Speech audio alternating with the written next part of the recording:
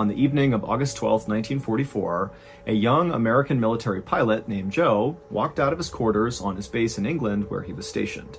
And as soon as he was outside, he lit a cigarette to calm his nerves, and as he smoked the cigarette, he began walking towards the huge hangar on the other side of the base where his plane was waiting for him.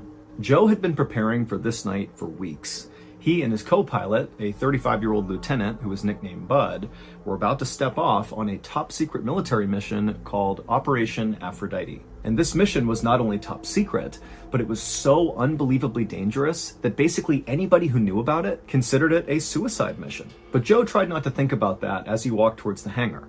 Instead, he tried to think about the reason he was here in the first place, the reason he had joined the military, and that was to defeat the Nazis. And what he and his co-pilot were about to do, Operation Aphrodite, was going to play a huge role in defeating the Nazis. So this was about 5 years into World War II, and at this point, the Nazis were actually losing. However, it was making them more dangerous, not less, because they were becoming very, very desperate. And so they were launching all these outrageous attacks, basically because they had nothing to lose. And one horrible thing the Nazis were doing at this time were dropping these things called vengeance weapons. Hitler called them vengeance weapons. They were basically these huge bombs that the Nazis would drop arbitrarily across the United Kingdom on major population centers. And by this point in the war, these vengeance weapons had killed over 5,000 civilians. And at this exact moment, like this night, as Joe was walking towards the hangar, the Nazis had a stash of vengeance weapons aimed directly at London. That was going to be their next target. And so the mission that Joe and his co-pilot Bud were going on, Operation Aphrodite,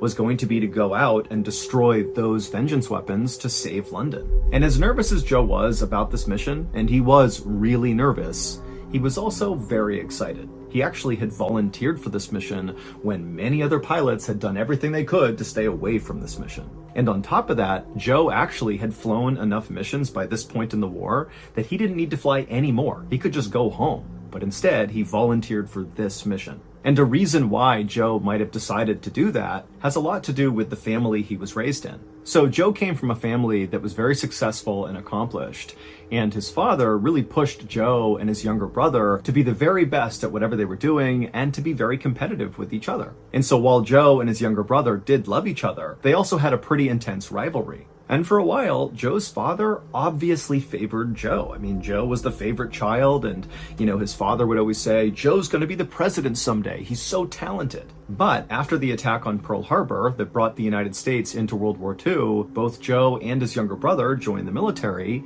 and pretty early on in the war, Joe's younger brother got an award for heroism. He had basically saved his platoon of men, and he won all these awards, and he was all over the news. And pretty quickly after that, Joe felt like he fell out of favor with his dad, that his dad kind of looked at the younger brother as being the favorite child now. And so Joe really started to feel insecure and wanted to prove himself really to his dad. And so when Operation Aphrodite came up, Joe volunteered for it really because he wanted to be a hero. He wanted to show his dad that he too could do something huge and change the course of history. And he would change the course of history, but not in the way he expected. And so Joe continued to smoke a cigarette and hustled across the base towards the hangar. And as he did, he found himself kind of speeding up, like he just wanted to get over there and get started. Joe's commanders had given him a special code he would call out over the radio if this mission was successful. It was spade flush. That's what he'd say over the radio. And so as Joe hustled towards the hangar, he imagined how incredible it was going to be to yell out spade flush over the radio. I mean, it was only like 30 minutes away from that moment. This was a short mission. And so finally Joe reached the hangar and he looked up to the sky one more time to make sure the weather looked solid, because actually they had tried to launch Operation Aphrodite a couple of days earlier, but it had been canceled because of fog. But Joe looked around and the weather looked good, and so he knew it was going to be a go. So he flipped his cigarette butt and stepped into the hangar. Inside this hangar was this massive big open space, and in the center of the hangar on the floor was this huge plane called a B-24 Liberator. This was of course Joe's plane for the night. And so Joe immediately began walking towards the plane to check it out. Now, this particular type of plane was the type of plane Joe had been flying for the past 3 years. I mean, he'd flown many combat missions in this type of aircraft, so he was very familiar with it. But this particular B-24 was unlike any of the other B-24s Joe had ever flown. In fact, this aircraft was so unique, it was unlike any aircraft that any pilot in the American military had ever flown. I mean, this was really a one of one. And so as Joe walked around the outside of this plane, he began to notice some of these unique modifications that the mechanics had made to this aircraft. The most noticeable modification was actually the cockpit. Now, normally the cockpit had all these windows basically all around it, so the pilot could look in any direction and see what was going on, but obviously they needed to be protected from the elements. But this B-24 had all the glass removed except for one pane of glass, basically right in front of where Joe would be staring, just like a single windshield. And so it's almost like it was a convertible aircraft where it was all open air in the cockpit. And the reason for this change is because Joe and his co-pilot, during the course of this top secret mission, Operation Aphrodite, they would have to jump out and parachute to the ground. And so by having this all open, it would allow them to do that much easier. And then another big modification to the B-24 is the guns that were normally located on the outside of the aircraft were gone, and they were replaced by broomsticks painted black to look like guns at a distance. But the visible changes to this particular B-24 were nothing compared to the massive changes that were hidden inside this aircraft. Because the top secret part of Operation Aphrodite was really this particular plane. The plane was not really a plane, it was more like a huge flying bomb. The military's mechanics basically hollowed out the entirety of this plane, removed everything inside of it that was not absolutely vital, and they replaced it with explosives. 10 tons of explosives. Like, this is an unbelievable amount of explosives. A few minutes later, at around 5:55 p.m., Joe and his co-pilot Bud, who by this point had come into the hangar, finished doing their exterior inspection of the aircraft, and then they climbed into the cockpit, with Joe taking a seat in the pilot's seat and Bud sitting in the co-pilot's seat. And even though the evening was cool, both men were visibly sweating. Once the pilots got the go-ahead to begin the mission, Joe fired the first engine and then turned to look at the ground crew all around them, and he noticed all of them looked really, really serious. I mean, they obviously knew how intensely dangerous this mission really was, and the fact was, the pilots might not make it home, and so they're looking up at these guys like, I'm sorry you have to do this. But Joe, he looked out at these people and he sensed that was going on, and so he made a big show to wave and smile at them, to show confidence, like he knew what he was going to do, he's going to be fine. But in reality, Joe really was terrified.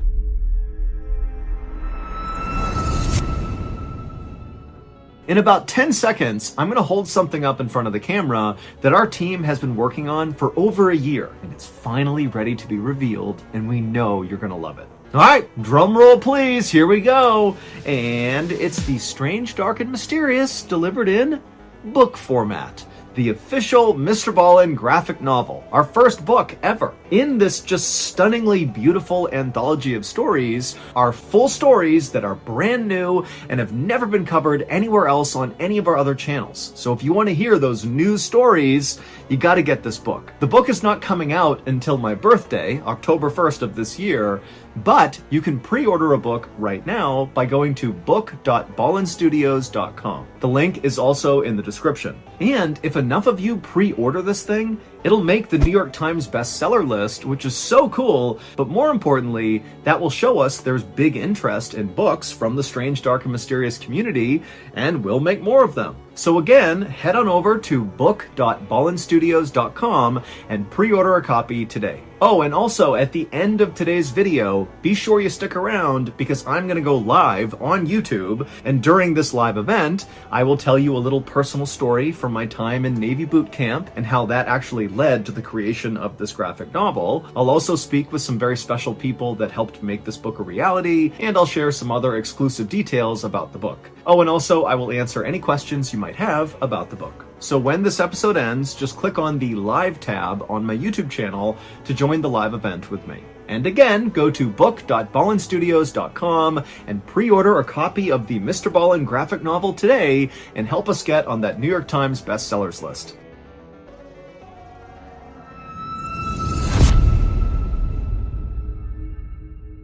By 5:59 p.m., Joe had all 4 propellers spinning on the aircraft, and so he released the brake and began taxiing out to the runway. And as they bumped along, Joe and Bud became really aware of just how heavy this aircraft was from all the explosives. I mean, every bump, this plane is lurching up and down and really creaking and making lots of noises. I mean, this was sketchy. Finally, Joe went full speed ahead, and he and Joe went tearing down the runway, and at some point the plane did get lift and it took off into the air. And then just up ahead of him were 6 other planes that had just taken off moments before, who were going to escort Joe and Bud to their target area. Once Joe got the plane to its cruising altitude, he and Bud kind of relaxed for a second and began preparing themselves for what was going to happen next. They had about 15 minutes of just kind of casual flying before the real work of this mission began. The vengeance weapons that Joe and Bud were going out to destroy as part of Operation Aphrodite were located about 120 miles south, just outside of this little town in the very northern tip of France. But destroying these weapons would not be as simple as just Joe and Bud flying over top and releasing all their explosives and flying back home, because the Nazis had buried these vengeance weapons deep inside the hills in this town in northern France. And so regular bombs wouldn't touch these vengeance weapons. They had to do it a different way. And the way they were going to do it was Joe and Bud were going to fly their plane directly into the hills. And the way they would do this is they would fly their plane as close to the target area as possible, at which point one of the other pilots that were in the escort planes would take remote control of the B-24 flying bomb. And then once they had remote control, Joe and Bud, who no longer needed to do anything, they would jump out and parachute to the ground. And then the pilot who was remotely flying this now vacant B-24 flying bomb, they would just set it on autopilot to crash into the hills. At around 6:15 p.m., just as the English Channel came into view, Joe toggled a switch on his control panel, and then after he did, he and Bud kind of held their breath for a second to see what would happen. And then a couple of seconds later, the plane kind of shuddered for a second and then leveled out. And then a call came over the radio from one of the pilots who were in the escort planes telling Joe and Bud that they had just successfully taken remote control of the B-24. So at this point, Joe and Bud are no longer flying the aircraft. They're just sitting inside of this flying bomb. Now, there were only 2 things left for Joe and Bud to do before they could bail out to safety. They would need to arm the plane, so basically arm the explosives and make them ready to detonate. And then after that was done, they would need to call out over the radio, "Spade flush," the code Joe was given, which would signal to everybody else that the plane was ready and Joe and Bud were jumping out. And so once Joe and Bud nodded to each other and kind of acknowledged that, okay, we're going to do the last bit of this mission, Joe turned around in his seat and he looked at this control panel that was right behind him, and on this panel was the arming switch. And so once Joe flipped this, he and Bud would have a very short window of time to safely escape the aircraft. And so it was kind of like, flip it, make the radio call, and get the heck out of there. But Joe and Bud had trained for this moment over and over and over again, so they were ready. And so eventually, Joe flipped the switch, grabbed his radio, and called out, "Spade flush." What Joe and Bud could not have known when the mechanics were making all these modifications to this B-24 was that one of the mechanics accidentally crossed some wires in putting in all these explosives. And so just seconds after Joe had armed the explosives, they detonated. They were not supposed to, but they did. And so Joe and Bud were killed basically a fraction of a second after calling out "Spade flush." But it would turn out the catastrophic failure of Operation Aphrodite had no impact on World War II. In fact, Operation Aphrodite should never have happened in the first place. It was totally unnecessary. What Joe and Bud and the rest of the American military didn't know at the time was 5 weeks earlier, the British Royal Air Force dropped a whole bunch of ground-penetrating bombs all across those hills in northern France, and they destroyed all of the vengeance weapons. So when Joe and Bud took off on this doomed mission, there was no threat to London. None. But that is not the big reveal in this story, because Operation Aphrodite changed the course of American history in a really specific and really enormous way. Because Joe, whose full name was Joseph P. Kennedy Jr., was a member of the very famous Kennedy family, a big-time political family in America. And at the time, the Kennedys were all saying Joseph is going to be the next president of the United States. And everybody believed it. He was going to be the guy. But then, of course, Operation Aphrodite changed all of that because Joseph was killed. And so the war would end about a year later, and when it did, Joseph's younger brother, John F. Kennedy, who won that award for heroism and got a Purple Heart early on in the war, and he kind of became a war hero, which prompted Joe to volunteer for Operation Aphrodite. Yeah, John would begin his unbelievable political rise. And by 1960, John F. Kennedy, JFK, would become the 35th president of the United States, even though he wasn't supposed to. He was the second choice. It should have been Joe. In 1969, one of the four members, John Lennon, left his native England and moved to New York City. Lennon and his wife, Yoko Ono, took up residence in the Dakota, which is a very famous building that typically houses the rich and famous people of New York. As soon as Lennon moved to New York, he said that he felt relieved because he didn't have to worry about going outside and getting mobbed by a massive crowd of people that were obsessed with the Beatles.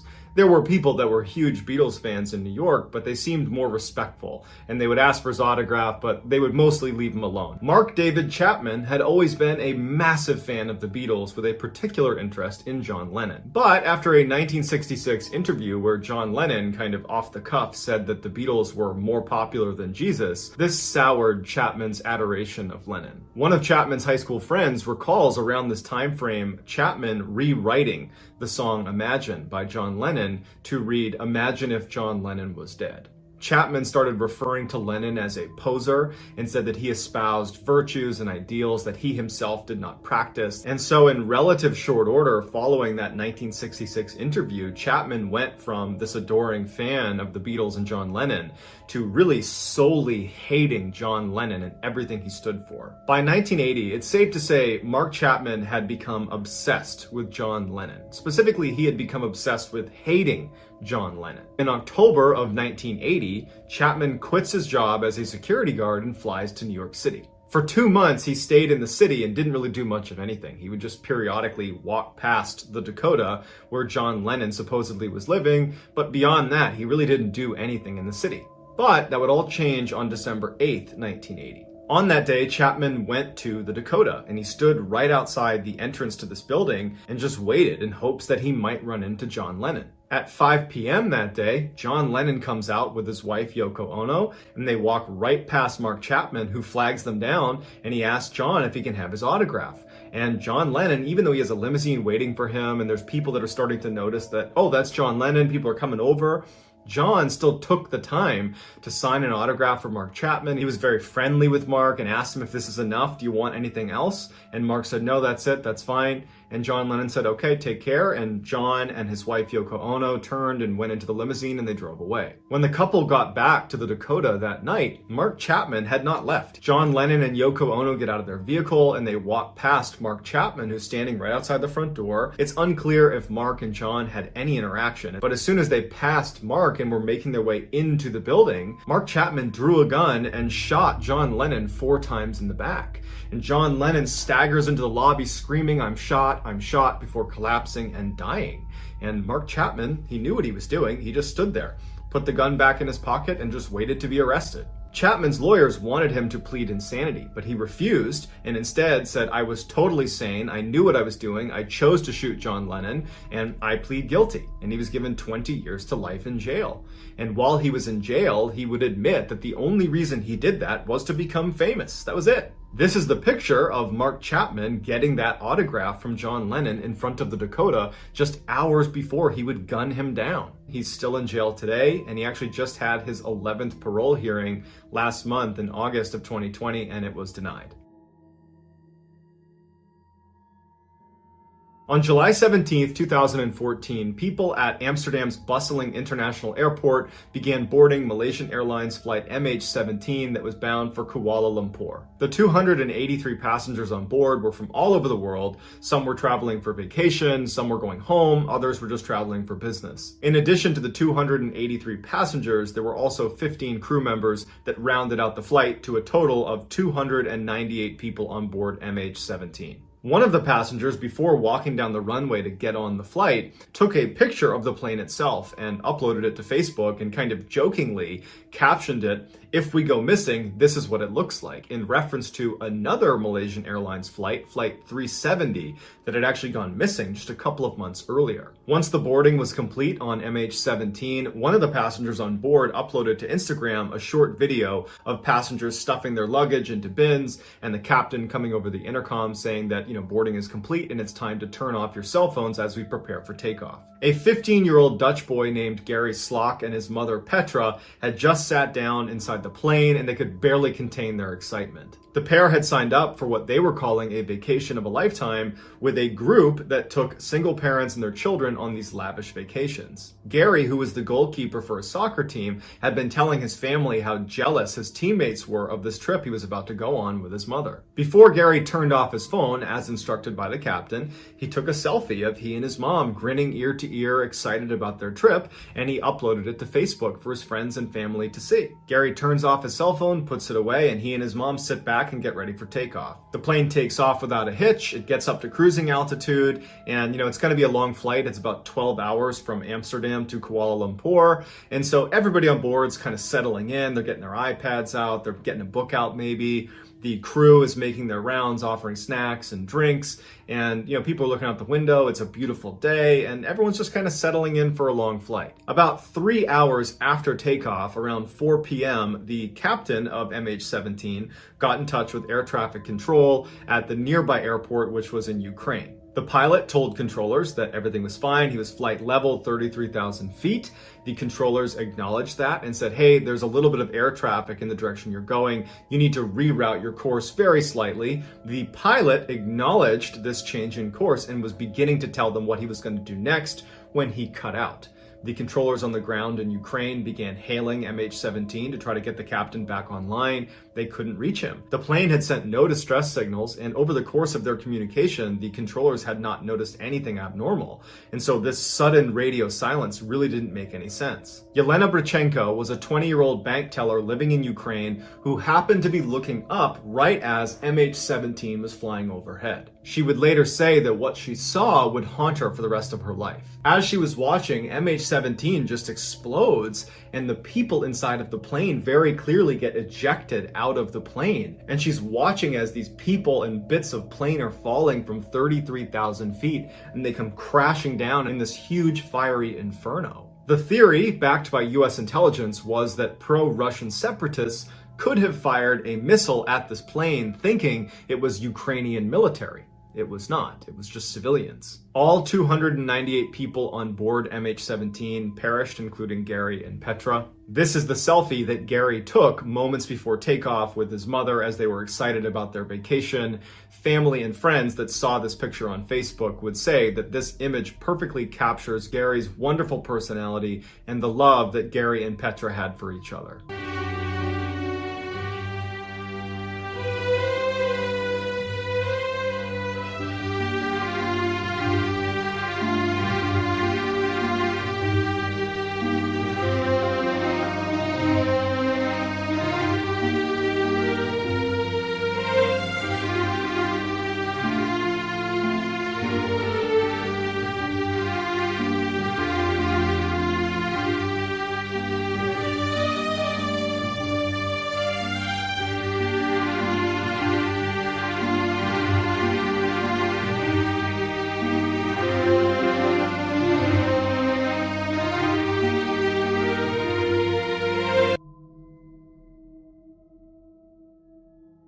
From the outside, Bart Whitaker appeared to love his family. He and his younger brother Kevin were extremely close, and Bart and his father shared a passion for long-distance cycling and would often go out and bike around the neighborhood together. Bart's family would regularly go on vacation to places like Cancun, and the pictures of Bart with his family on these vacations are always him beaming with happiness and love for his family. On December 10th, 2003, Bart, who was 23, almost 24 years old at the time, made a special announcement to his family. He told his family that he had just finished taking his final exams of his senior year at nearby Sam Houston State College and that he was going to graduate. Bart was not a natural student and frankly struggled in college, and so this was a really big announcement, and the family was really excited for him, especially his parents. And so they said, we have to go out and celebrate. And so they went out to a restaurant. They're having this really expensive, lavish dinner. And in fact, his parents had bought a really nice Rolex watch to give to Bart if he were to graduate college. And so here he is announcing it, and they thought, you know what, now's a good time to give it to him.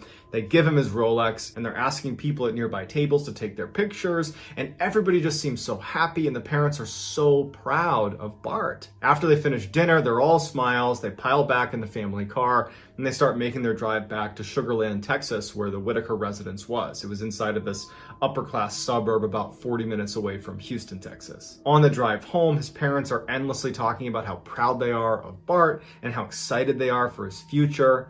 They get back to their house, they pull in the driveway, and Bart's brother and parents make their way up to the front door. Bart is behind them, and he says, "Hey, I forgot something in the car." He turns around and goes back to the car as his brother and his parents walk into the house and are immediately gunned down by an assassin waiting inside of the Whitaker residence. Bart hears the shooting and runs back inside the house. He sees his family is down. He ends up wrestling with the shooter, who ends up shooting him but hits him in the arm before escaping the house. A neighbor hears the shooting and runs outside and sees this chaotic scene. They call 911. Police show up, and Bart's brother, Kevin, has passed away, as well as his mother. They both died on scene. As for Bart and Bart's father, they would go to the hospital and they would both make a full recovery. So this huge investigation is launched to figure out who this assassin was and why he was attacking the Whitaker family.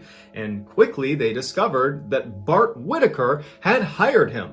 Bart Whitaker wanted his family killed so he could take their money. And he had the assassin shoot him in the arm to make it look like, this was not his fault and he wasn't involved. Here's a picture from the night they were out celebrating Bart's big accomplishment that he had finished his final exams, except Bart was a total liar and he had stopped going to classes ages ago. He was failing every class and was not even close to graduating. In this picture, Bart knows that the assassin he hired is currently sitting in their house, waiting for them to return when he is going to open fire and kill Bart's family. The people in this picture with him are going to be murdered literally hours later, and he knows it. Bart was convicted in 2007 for hiring the hitman and was given the death penalty, but 40 minutes before his execution, the governor of Texas commuted his sentence to a life sentence because, oddly enough, Bart's own father, one of the people he tried to have killed, had forgiven him and did not want to see his last remaining family member be executed. So that's going to do it, guys. Let me know in the comments what you thought of these 3 stories, and I will pin the best comment at the top of the comments section. And if you haven't done this already, please RSVP as single to the Like Button's wedding, but then show up with a +1. Also subscribe to this channel and turn on all notifications so you don't miss any of my weekly uploads. If you want to get in touch with me, you can direct message me on Instagram or on Twitter. My username on both platforms is the same. It's JohnBallen416. I also have a ton of content over on TikTok where my username is MrBallen. If you have a story suggestion, please submit it to our subreddit. It's just called MrBallen. It's linked in the description below. So whether I see you on Instagram, Twitter, TikTok, Reddit, YouTube, some combination, just know that I really appreciate your support. And until next time, guys, that's going to do it. See ya. You're listening ad-free on Amazon Music.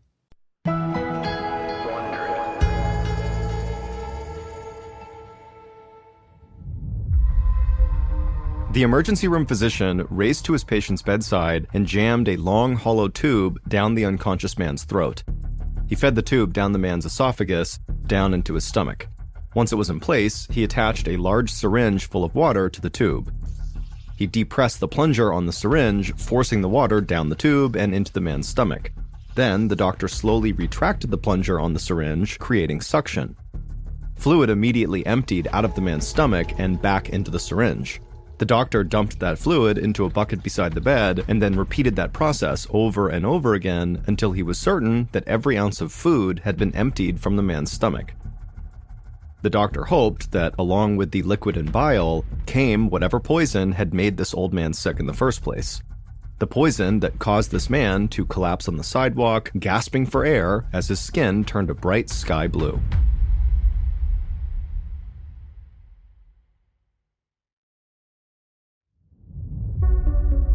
From Ballen Studios and Wondery, I'm Mr. Ballen, and this is Mr. Ballen's Medical Mysteries, where every week we will explore a new, baffling mystery originating from the one place we all can't escape, our own bodies. If you like today's story, please offer to stain the Follow Button's brand new hardwood floors, and then once they say, yes, please help me with that, just go ahead and rub coffee grounds and different colors of paint and grass and mud all over the bare wood, and then leave.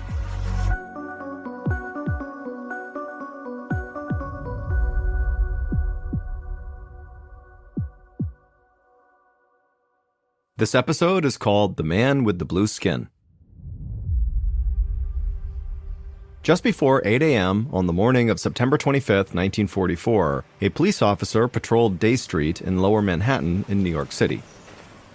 He passed the usual morning bustle, factory workers leaving the subway, telephone operators on their way to the nearby telephone and telegraph building, a food truck unloading vegetables at a dingy corner market, and someone begging for change outside an abandoned warehouse. Then, the officer noticed what looked like a heap of clothing just lying on the sidewalk ahead of him. The officer sighed and shook his head. He hated litter and took a lot of pride in keeping his streets clean. So the officer approached this pile of clothes, looking for a trash can to dump it in.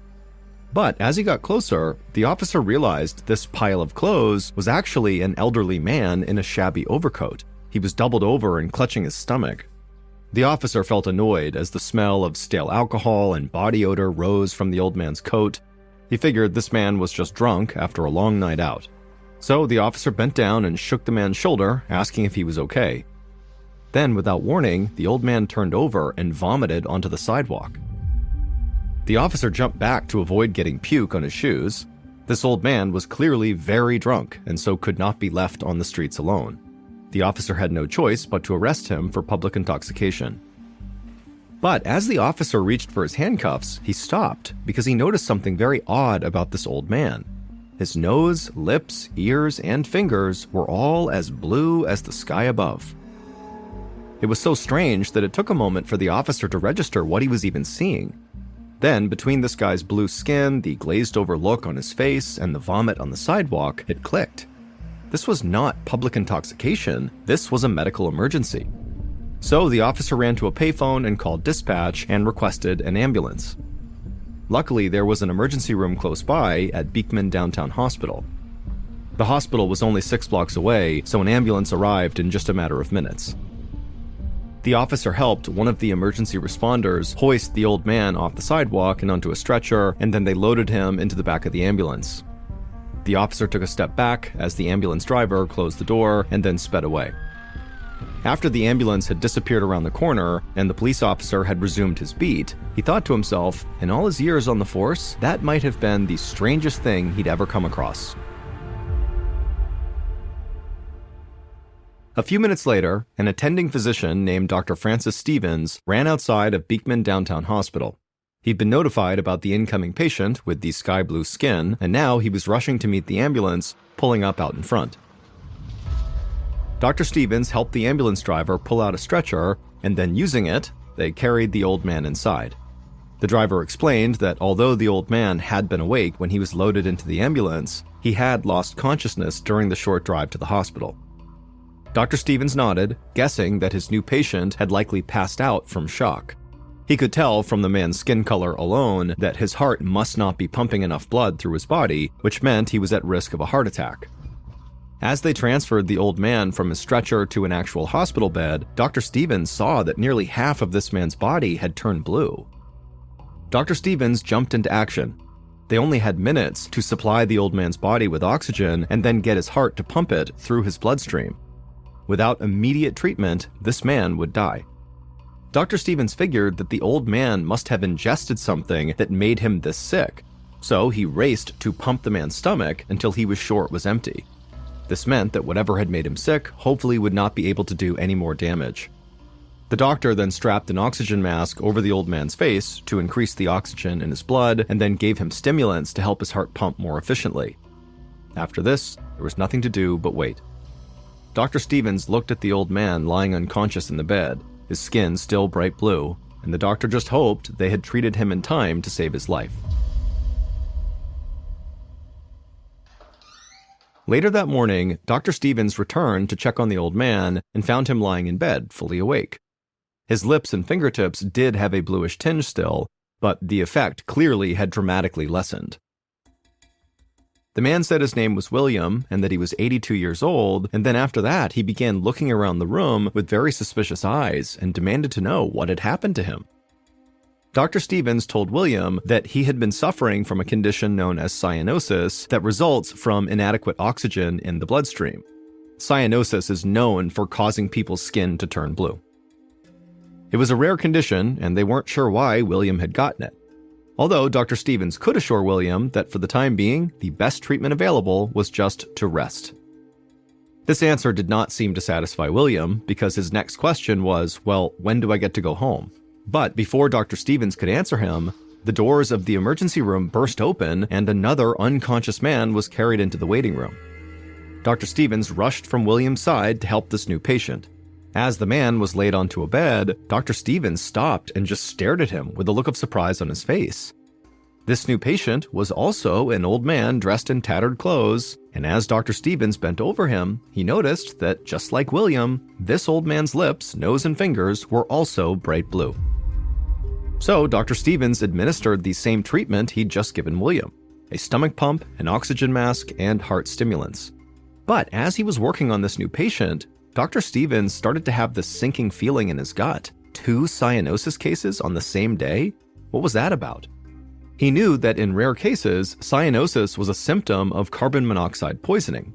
He worried that there might be a gas leak in a nearby building, and in a neighborhood as crowded as Lower Manhattan, that could be disastrous.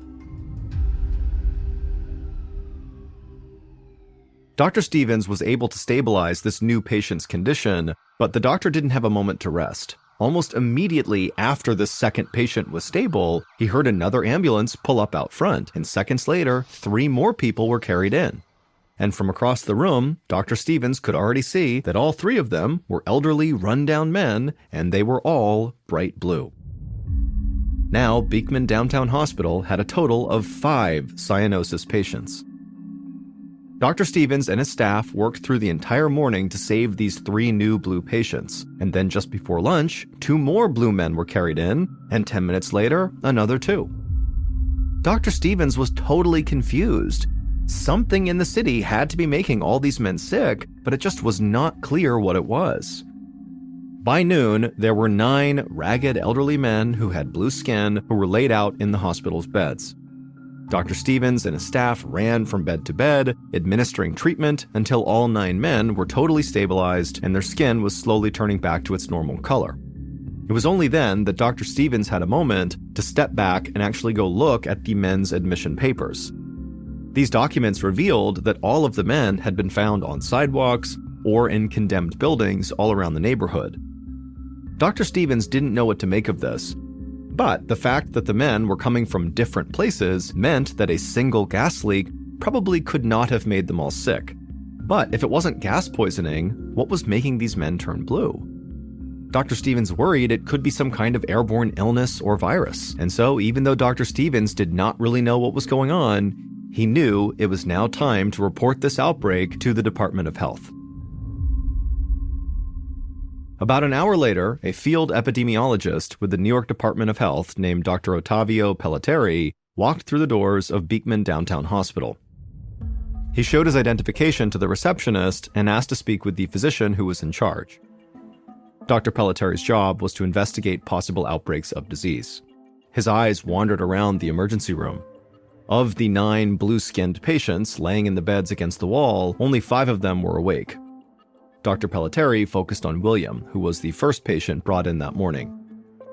William was sitting upright in his bed, his skin still somewhat blue, but he was clearly feeling better. Dr. Pelletieri walked over and introduced himself. He asked William about his morning. The old man coughed into his fist and then thought for a moment. He said at first it was just an ordinary day. He'd woken up in a nearby rooming house called the Globe Hotel, which was a crumbling, dingy building filled with as many twin beds as possible. After waking up, William said that he wandered down to breakfast at the Eclipse cafeteria, where low-income people could get a hot meal very cheap. He ate some oatmeal and drank some coffee, and then started back to his boarding house. And when he reached the sidewalk right outside of the Globe Hotel, he suddenly started feeling these stabbing pains inside of his stomach. Then he fell to the ground, and the next thing he knew, he was in this hospital bed. Just as Dr. Pelletieri was about to open his mouth to ask William some follow-up questions, the cyanosis patient in the next bed over piped up and said that he also had eaten at the Eclipse cafeteria that morning. Dr. Pelletieri raised his eyebrows. He stepped away from William's bed and asked the 5 conscious patients if they'd also eaten at Eclipse that morning. And all of them nodded yes, they had. Dr. Pelletieri now knew where to start his investigation. Something obviously was wrong at the Eclipse cafeteria. The question was whether there was a carbon monoxide leak there or if something else in the restaurant had made these men sick.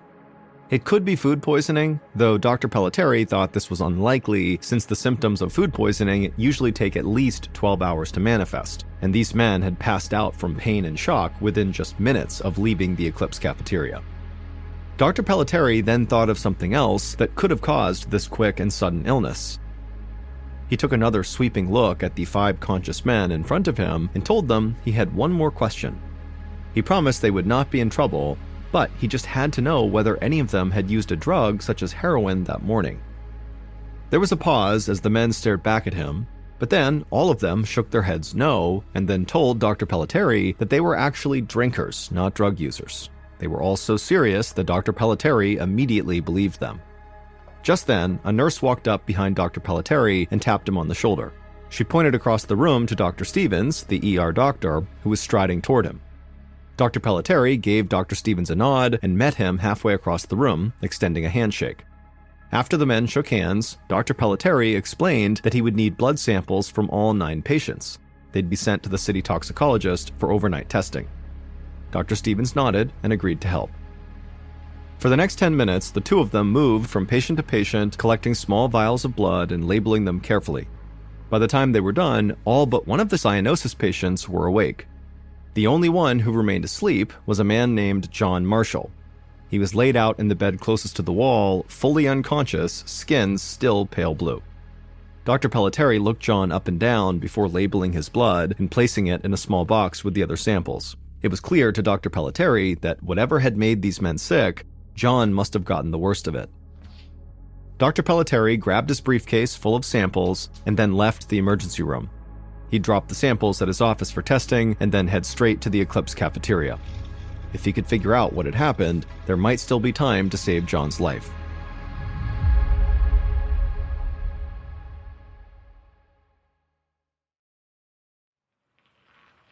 Around 5 o'clock that afternoon, Dr. Pelletieri arrived at the Eclipse cafeteria to find it closed and locked up. But the lights were on inside, so the doctor knocked on the dingy glass door. When there was no answer, he knocked again, announcing himself loudly as a member of the health department. Finally, he saw someone inside pop out of the kitchen and hurry across the dining room. The man was dressed in a well-tailored trench coat and wore a suit. He unlocked the front door and opened it for Dr. Pelletieri and then introduced himself as Mr. Weinberg and said he was from the New York Bureau of Food and Drugs. He explained to Dr. Pelletieri that a secretary from the New York Department of Health had already called his office. Now that a restaurant was potentially responsible for the cyanosis outbreak, his department needed to be involved. Dr. Pelletieri felt grateful for the unexpected help, and so he stepped inside of the Eclipse cafeteria, and right away he was hit with this horrible smell. It was like an algae-filled aquarium. Dr. Pelletieri thought there must be so much mold lurking behind all the filthy and cracked tile walls. This place was so overdue for a proper cleaning that an inch of black grit clung to every corner of the floor. Dr. Pelletieri looked around the rest of the room, and he saw fruit flies climbing the walls. There were 17 rickety tables that filled the dining room, each with its own sticky bottle of ketchup and salt and pepper shakers. Weinberg told Dr. Pelletieri that he had not found a gas leak anywhere inside, but he'd already cited the cafeteria with 15 separate health code violations. The kitchen was even more disgusting than the dining room. A thick layer of grease clung to every surface, bags of rotting garbage sat beneath the kitchen sinks. Dr. Pelletieri picked up a fork lying on the counter, and a thick layer of starch coated the fork prongs. To him, everything inside of this cafe was a potential contaminant. It was only then that Dr. Pelletieri noticed the cook and the restaurant owner standing beside the oven. Dr. Pelletieri was even more surprised to find that both men looked genuinely upset, maybe even afraid.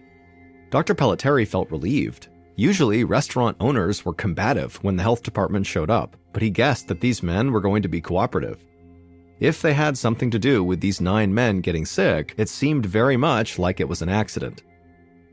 Dr. Pelletieri wanted to speak with the line cook first. He asked the man if he did anything different than usual when he cooked breakfast that morning. The line cook shook his head and said no. He had made the usual breakfast of oatmeal, rolls, and coffee, nothing different than every other morning. Dr. Pelletieri then followed the cook to the pantry, taking note of the type of dry cereal the cook had used to make 6 gallons of oatmeal. Then the cook led Dr. Pelletieri to the giant metal stock pot that he had used to both cook the oatmeal and then serve the oatmeal, enough to serve 125 people that morning. The cook rattled off the recipe: 5 pounds of that dry cereal, 4 gallons of city tap water, and a handful of salt. The cook gestured to a gallon can of salt sitting on the stove, and then he pointed to a series of canisters sitting on a shelf just above the stove. The cook explained they stored the salt there in bulk, then just refilled the salt can on the stove as needed. Dr. Pelletieri said he wanted to take samples from everything the men had cooked with that morning. Then the doctor grabbed a step stool to reach the canisters labeled table salt above the oven. And when he was up there and was eye level with these canisters, he noticed there was a different canister hidden amongst them, one that did not have a label. Dr. Pelletieri lifted that can off the shelf and looked inside, and to him it just looked like table salt. But just to be sure, Dr. Pelletieri climbed down from the stepladder and then showed this unlabeled can of white crystals to the cook and said, "What is this?" The cook explained that this can contained something known as saltpeter, which was a preservative he used to make corned beef and pastrami. The cook said he did not use the saltpeter to make oatmeal. For that, he used regular table salt. Dr. Pelletieri nodded, but just in case, he took a small sample of the saltpeter with him. For a moment, Dr. Pelletieri wondered if maybe there had been some kind of a mix-up and the cook had used saltpeter instead of table salt. But even if that had been the case, that would not have been what made all 9 of those men sick. Saltpeter was not toxic. Once Dr. Pelletieri had a bag full of all the samples he needed, he left the Eclipse cafeteria, hoping he would never have to return. Then he headed for the health department chemist's office. He needed these samples tested for poison overnight, along with the blood samples that he'd dropped off earlier. Dr. Pelletieri really wanted to get back to the hospital to check in on the 9 patients. But first, he had to make sure that this cyanosis outbreak was contained and that he was aware of every single cyanosis patient being treated right now in the city. He spent the next several hours visiting every cheap rooming house in the neighborhood, as well as all the nearby hospitals, until he was certain that the only cyanosis victims that were being dealt with right now were the 9 at the Beekman Downtown Hospital. When Dr. Pelletieri finally returned to the Beekman Downtown Hospital, it was well after midnight. And when he got there, a nurse greeted him and told him that since he had left the hospital that afternoon, 2 more elderly men had arrived with cyanosis, so blue skin. That brought the official count up to 11. Most of them were awake now and back to their normal coloring, but the sickest patient, John Marshall, still lay unconscious in his bed by the wall, and his situation seemed to only be getting worse. Dr. Pelletieri frowned and then thanked the nurse for the update. Then he headed back out the door toward his office to write his initial report, summarizing his investigation for his boss, Dr. Morris Greenberg, the city's chief epidemiologist. The next morning, Dr. Pelletieri had to go back to the Eclipse cafeteria, even though he really didn't want to. He was exhausted, having stayed up most of the night writing his report for his boss. But to continue his investigation, he would need to speak with more members of the kitchen staff. When he got there, the cafeteria was still closed because of the health department citations, but the busboys and cashiers were waiting for Dr. Pelletieri inside the dining room. He chatted with each of them, following them around the cafeteria as they pantomimed their workdays. It didn't take long for Dr. Pelletieri to conclude that their actions had not contributed to the cyanosis cases in any significant way. But as Dr. Pelletieri packed up his belongings and got ready to leave, the cook from the day before appeared in the dining room with a fearful look on his face. He admitted to Dr. Pelletieri that he'd been up all night worrying that maybe, just maybe, he did accidentally season the oatmeal with saltpeter, not table salt, and if so, he was incredibly sorry. Dr. Pelletieri clapped the man's shoulder and thanked him for the honesty, but assured him not to worry. Since saltpeter is edible, it would not have hurt anyone if he had made that mix-up. The cook visibly relaxed, and Dr. Pelletieri smiled and wished him a good afternoon. Within an hour, Dr. Pelletieri made it back to the Department of Health to find a note on his desk from his supervisor, Dr. Greenberg. The test results from all the Eclipse cafeteria food samples had come back, and Greenberg wanted to see Dr. Pelletieri immediately. Dr. Greenberg was sitting at his desk, looking over the results, when Dr. Pelletieri showed up and knocked on his doorframe. Greenberg looked up for a moment and waved Dr. Pelletieri in. And then once Dr. Pelletieri took a seat, Greenberg handed him a copy of the results. And as Dr. Pelletieri read the findings, his eyes went wide. The cook had, in fact, accidentally refilled the gallon can of salt on his stove with saltpeter instead of table salt. But that was not the issue. The problem was that both the table salt and the saltpeter contained measurable levels of sodium nitrite, a meat preservative that can be poisonous if not handled carefully. Dr. Pelletieri knew that sodium nitrite wasn't dangerous in small doses, but large quantities of it could be deadly. For a moment, Dr. Pelletieri wondered how sodium nitrite could have gotten into the kitchen in the first place. It was more common at processing plants where meats like salami, hot dogs, and bacon were cured. And then Dr. Pelletieri remembered that because the nation was in the middle of World War II, the government had approved the use of limited concentrations of sodium nitrite in restaurants to make foods last longer. The sodium nitrite had to be used in very low concentrations that would preserve the meat, but allow any poisonous elements to burn off during the cooking process. But there was a big problem with the way the Eclipse cafeteria was using their sodium nitrite. The cooks were not just using it to preserve meat. They were also using it to season the morning oatmeal. And this was a critical mistake because oatmeal is not cooked nearly as long as meat is. During the longer meat cooking process, the toxins in sodium nitrite evaporate. But with oatmeal, they don't evaporate, and so when the cooks served it to the men, the toxins were definitely still in the oatmeal. And if that was not enough poison, the 11 men who were hospitalized had apparently gotten a whole lot more sodium nitrite straight from the salt shaker on their tables. Lab tests showed that one of the shakers at the Eclipse contained excess sodium nitrite, easily enough to sicken someone. Dr. Pelletieri put the lab results down and smiled. He finally had his answer. He would tell the restaurant about the mix-up right away, and as for the 11 blue men at the hospital, they were unlikely to suffer any long-term health problems from what had happened to them. Dr. Pelletieri thanked Dr. Greenberg, then got up to go spread the good news. That evening, Dr. Pelletieri stopped by the Beekman downtown emergency room on his way home. When he arrived, he learned that 10 of the 11 blue men had been released with a clean bill of health. When he called Dr. Greenberg to let him know, Greenberg said it was nothing short of a miracle. All of the survivors were self-proclaimed alcoholics, and alcoholics often crave salt. He was sure that all of them added salt liberally to their food, unwittingly putting their lives in danger. Dr. Pelletieri agreed, and he wanted to tell these men how lucky they were, but the survivors had been discharged and had all returned to their transient lives out on the streets. He knew he would likely never find them again. Still, they were part of a special group, survivors of being poisoned with sodium nitrite, an event so rare there were only 10 other cases of it ever in recorded history. But that was no help for the 11th blue man, John Marshall. His health had been so bad prior to consuming this sodium nitrite that he had died earlier that evening. Dr. Pelletieri's throat felt tight when he heard that news. He'd conducted his investigation as quickly as possible, but it still was not fast enough to save everyone.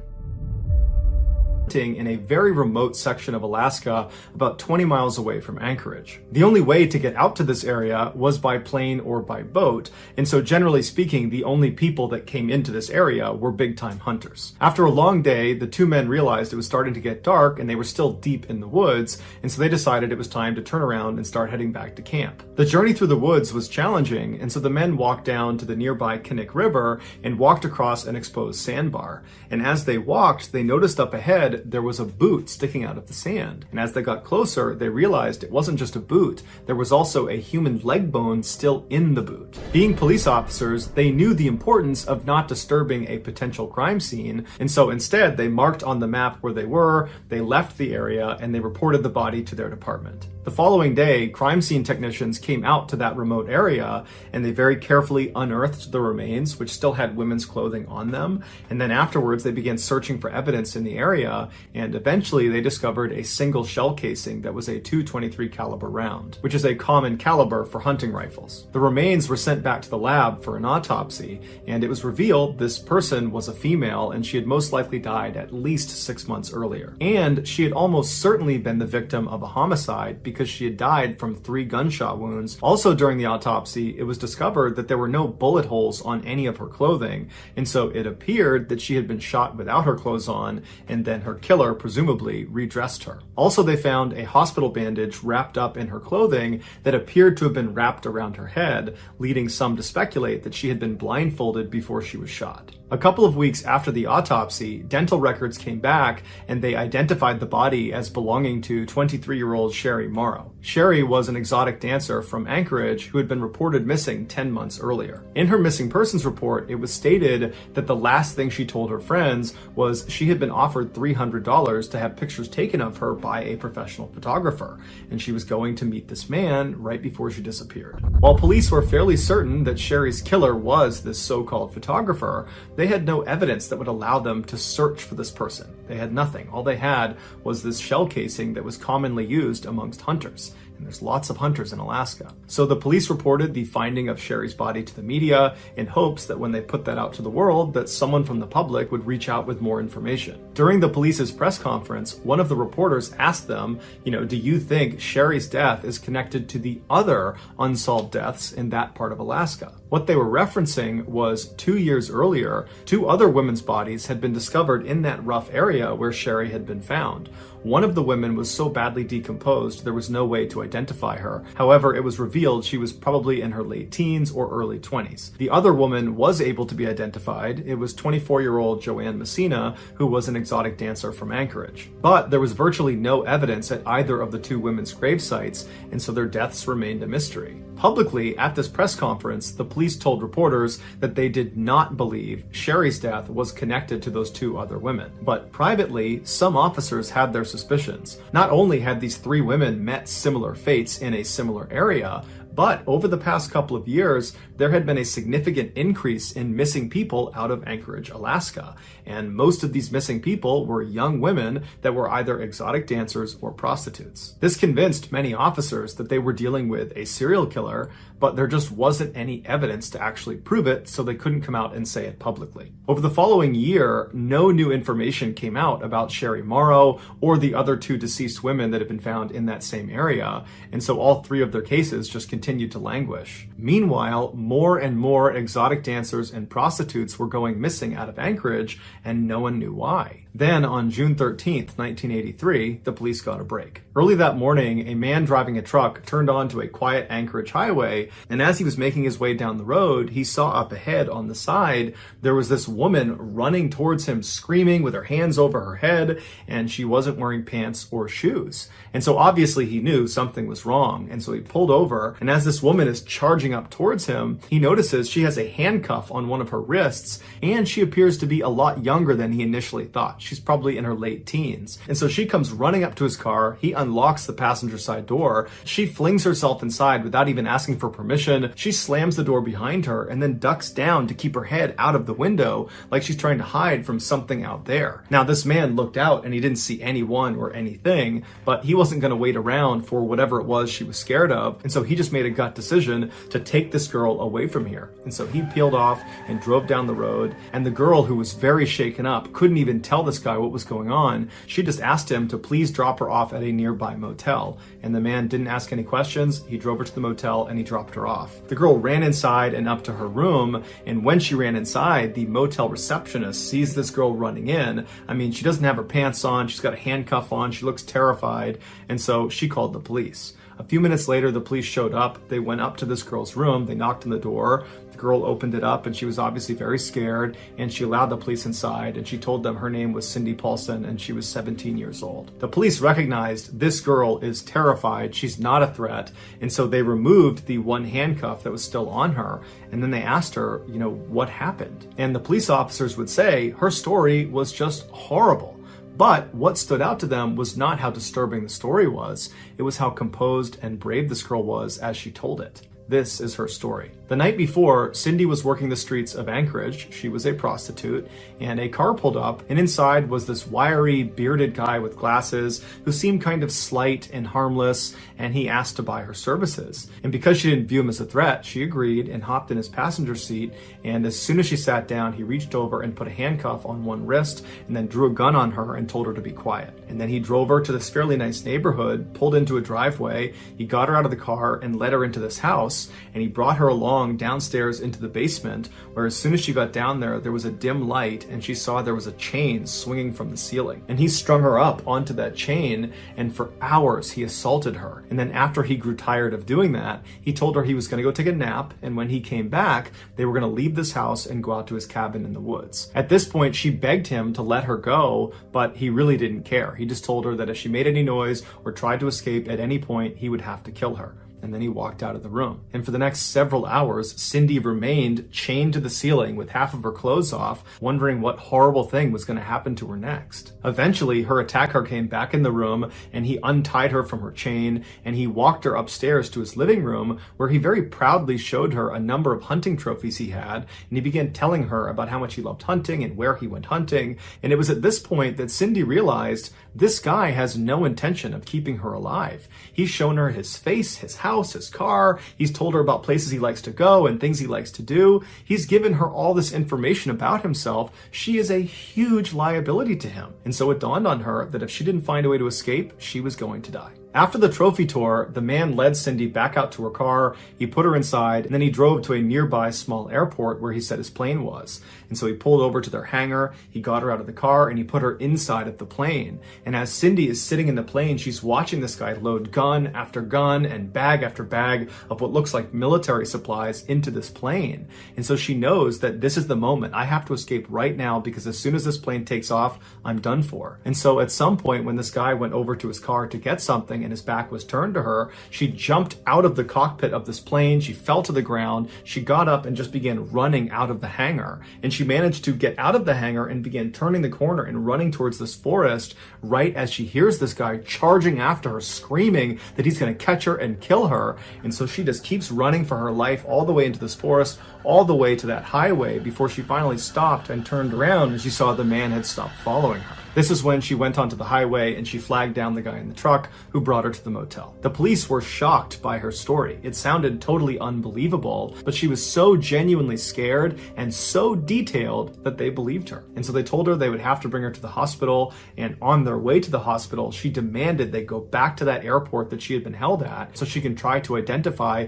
the hangar she had been in, and hopefully the plane would still be in there. And so the police comply, they go into the airport, and Cindy points out the hangar she believes she was in. And when they get there, the plane she had been on was still there, but the man, her attacker, was not there. And so the police got out and they began taking down notes about the plane, its different tag numbers and what it looked like. And while they're standing there, the security guard from the airport came over because he saw the police cars, and he told the officers that the night before he had seen the owner of the plane they're looking at acting very suspiciously with something inside of his car. And so on a hunch, he had recorded that man's license plate number, and he gave that number to police.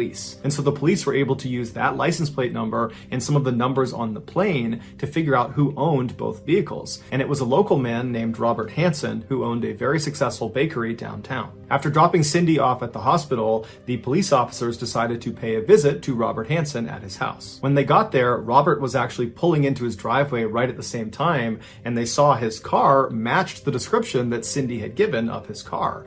And then when Robert got out of his car, he matched the description that Cindy had given of her attacker. When Robert saw the police parked outside of his house, he immediately invited them over and said, what can I help you with? And the police said, we'd like to talk to you. Can we go inside? Robert invited them inside, and when the police went into his house, it matched the description that Cindy had given of his house with all the hunting trophies everywhere. And so they sat down and they asked him what he was doing the night before, and he said he had spent the night with some friends, and he had their contact information, and if you needed to talk to them, you could, but they would say he was with them. When the police asked if they could have a look around his property, Robert immediately consented and said, you can look anywhere you want. And so the police searched his property, but found no signs that Cindy had been attacked there. And so they thanked him for his hospitality and they left. Once they got back to their station, they checked in with Robert's two friends he claimed he was with the night before, and they each independently corroborated Robert's story, saying that yes, he was with them from this time to this time. And so it appeared, as unlikely as it seemed, that Robert was telling the truth. And so the police went back to Cindy and they said, are you sure that everything you told us is exactly as you remember it? You didn't exaggerate anything? This is the truth? And Cindy said, absolutely. And they said, okay, well, are you prepared to take a lie detector test to prove that you're telling the truth? And Cindy said, no. Now, it's unclear why she said no. Maybe it was a general distrust of the police, but either way, when she said no, it immediately cast an enormous amount of doubt on her story in the eyes of the police.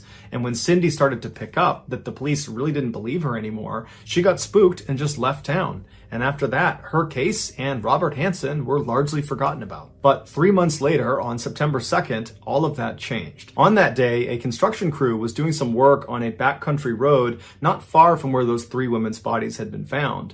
And at some point, one of their machines uncovered some human remains. The police were called in, who pulled up the rest of the remains. And then, just like in Sherry Morrow's case, when they looked for evidence around this new body, they found a single shell casing from a .223 caliber round. The remains were brought back for an autopsy, where it was determined that the body was female and she had died from several gunshot wounds. Using dental records, they were able to identify this woman as being 17-year-old Paula Goulding, who was an exotic dancer who had gone missing 5 months prior from Anchorage. The police sent the .223 shell casing found in Paula's gravesite, along with the other .223 shell casing found in Sherry Morrow's gravesite, to a lab to be analyzed. And it was quickly determined that both of these rounds had been fired from the same rifle, and therefore both women had most likely been killed by the same person. This was the moment the police knew they were dealing with a serial killer, and many police officers wanted it to be Robert Hansen. He seemed like the guy, but he had a rock-solid alibi and they had no hard evidence against him. And so without any other suspects, the police turned to a famous FBI profiler, a guy by the name of John Douglas, and they asked him to build a profile of who he think killed Sherry Morrow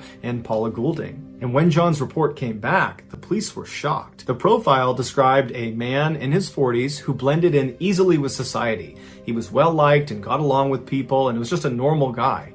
And he was successful, probably because he owned a successful business. He was an avid outdoorsman and hunter, and he most likely had a significant speech defect, like a lisp or a stutter. The profile was perfectly describing Robert Hansen. And because of John Douglas's prolific success in correctly identifying killers based on his profiles, when a judge saw this particular profile and saw how neatly it lined up with Robert Hansen, he gave the FBI a search warrant for Robert's house. And this time they would find very damning evidence, like a map of the local area. It was a hunting map, and on it there were 37 X's marked off. And some of those X's coincided with the same area where those 4 women's bodies had been found. They also found a .223 caliber rifle, along with a bag of women's jewelry that contained a necklace belonging to Sherry Morrow. As the FBI was carrying evidence out of Robert's house into their truck, a neighbor walked over after seeing all the commotion, and she walked up to one of the agents, and she was very skittish and anxious, and she said, my husband, he's friends with Robert, and he recently pretended to be an alibi for Robert. He had no idea how much trouble he was in, and I certainly didn't know, but I want you guys to know that my husband was lying. He was not with Robert on the night that he said he was. This was the proverbial nail in the coffin for Robert Hansen, because now, without this alibi, he had nothing to hide behind. And so when the police approached Robert with their overwhelming evidence against him between what they found in his house and this now recanted statement from his former alibi, Robert said, okay, I'm going to confess. But there was a catch. He was only willing to confess to murdering the 4 women whose bodies had already been found by police. Now, the police knew Robert had almost definitely killed more people, and so at this point, they just wanted to know who the other victims were and where they were. And so they offered Robert a deal where he would confess to those 4 murders and then give additional information about other victims, where they were located, who they were, what happened to them. In exchange, they would not prosecute him on any other victims he named. And so Robert agreed to these terms, he signed the deal, and then he gave a full, horrifying confession. He said he would drive around Anchorage at night and look for young, vulnerable women that were all alone. These were usually prostitutes out on the street, or they were exotic dancers he would try to befriend inside of clubs. And when he approached these women, he would tell them he was a professional photographer and he thought they were beautiful and he wanted to take photos of them, and he would pay them for the photo shoot. And many of these women were aspiring models and they were really excited at this idea, and so they would agree to go. And so Robert would tell them to meet him the next day at a particular location, which was usually a fast food restaurant, and Robert would show up much earlier and he would hide in his car and he would wait to see when they showed up if they were alone or not. And when he saw they were alone and they had no one to help them, he would drive up and he would ask them to get in his car. What these women couldn't see was on the inside of the passenger side door was a handcuff that was already latched on to the door itself, and there was an open cuff waiting for them as soon as they got in. They would get in the car, he would reach over them and act like he was helping them put on their seatbelt, and then as they're kind of looking at him, wondering what he's doing, he would grab their wrist, throw it in the open handcuff, and then he would draw a pistol and hold it against their head and say, "Be quiet." During his confession, Robert bragged to police that he had done this so many times, putting the handcuff on and drawing the pistol, that it was like muscle memory for him. Once he had the women handcuffed inside of his car, he would drive them back to his house and he would bring them into his basement and he would chain them up to the ceiling just like Cindy had described. And then after assaulting them for hours, he would take them out of his basement, put them in his car, drive out to the airport. He would put them in his plane, but unlike Cindy, these women didn't escape. And he would take off and he would fly them out to his cabin, which was not far from where those 4 bodies had been found. Once he got the women into his cabin, he would undress them and put a blindfold on them, and then with their handcuffs still on, he would assist them out the front door and tell them to run. And they would take off as fast as they could into the woods, running into trees, falling over, but just running for their lives, believing their ordeal was now over. They just had to get away from this guy. But what they didn't know is their ordeal was just starting. Robert had no intention of allowing them to escape. He knew there was deep water that surrounded his cabin, and so if they actually made it that far to the water's edge, they would drown. And so Robert would give these women a significant head start to give them the sense that they actually might escape. And then Robert would grab his knife and his hunting rifle, and he would head out and begin stalking his prey. And for the next several hours or days, he would walk around the woods looking for these women, and he would just stay off, watching what they were doing. And at some point, he would sneak up on them, and he would wound them intentionally, usually with his knife, and then he had a blood trail to follow. And he would follow these dying women who were screaming out for help, and at some point, these women would know they were going to die. There was no hope for them, and they would collapse or they would stop, and at that point, Robert would walk up to them and he would shoot them. Afterwards, he would remove their handcuffs, he would redress them, and then he would bury them in a shallow grave. Before he was carted off to prison to serve a life sentence without the possibility of parole, he was brought out by authorities to help identify where other grave sites were in that hunting area. But he was only able to find 8 additional victims because he would go to different grave sites and the remains would not be there anymore, most likely because animals had ransacked the area, or he just simply forgot where it was, or he didn't want to share any more information with police. Robert never confirmed if all 37 of those X's on that map that was found are actual sites of victims that he buried. But investigators say that's exactly what they were, and in fact, many believe there are other maps with more X's on them. But the police could only confirm 17 victims. If there were more, we probably will never know, because in 2014, Robert died in prison and he took those secrets to the grave. So that's going to...